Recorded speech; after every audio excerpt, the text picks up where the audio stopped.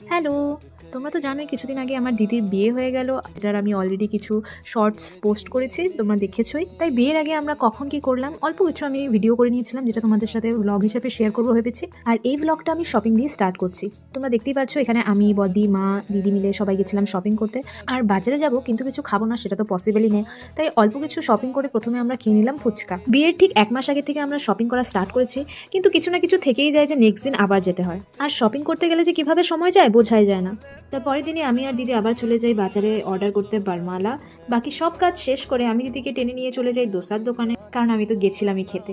তারপরে ধোসার পরে সাথে আরও পাওভাজি খেয়ে আমি চলে আসি বাড়ি। এটা ঠিক তার পরের দিন, যেখানে আমরা সবাই মিলে বানাচ্ছিলাম বিয়ের কার্ড। বিয়ের কার্ড যখন সিলেক্ট করতে যাই আর এই কার্ডটা সিলেক্ট করি, আমাদের একদম কমপ্লিট রেডি করে দেখিয়েছিল, কিন্তু পুরো অর্ডারটা যখন বাড়িতে রিসিভ করি তখন দেখি কার্ডটা উল্টা আমাদের বানাতে হবে। এমনি বিয়ের এত ঝামেলা কি আরও এক্সট্রা ঝামেলা পড়ে যায়। আর এই যে আমাদের ব্রাইড বলে যে সে আরামে থাকবে তা কিন্তু না। আমি যা যা কাজ করেছি তার আধা আমি দিদিকে দিয়েও করিয়েছিলাম। মোটামুটি 2-3 দিনের ভিতরে আমি কার্ড কমপ্লিট করে ফেলি। আর তারপরে কাজ আসে সিঁদুর আর হলুদ লাগানো। তাই আমি আর মা দুজনে মিলে বসে পড়ি, আর এই প্রত্যেকটা কার্ডে আমাদের হলুদ সিঁদুর লাগাতে মোটামুটি 3 ঘন্টার মতো লেগেছিল। সব কমপ্লিট হয়ে যাওয়ার পর আমি সুন্দর করে সাজিয়ে এটাকে শুকোতে দিয়েছিলাম। তোমরা কিন্তু কমেন্টে জানিও কার্ডটা কিরকম লাগলো। কার্ড আরও অনেক কালারই দেখেছিলাম, কিন্তু লাল কালারটাই আমাদের পছন্দ হয়েছে। বাঙালি বিয়ে মানে লাল, সবকিছুতে লাল থাকতেই হবে। এইসব শেষ করার একটু পরে এসে পড়ে বাড়িতে প্যান্ডেল করতে।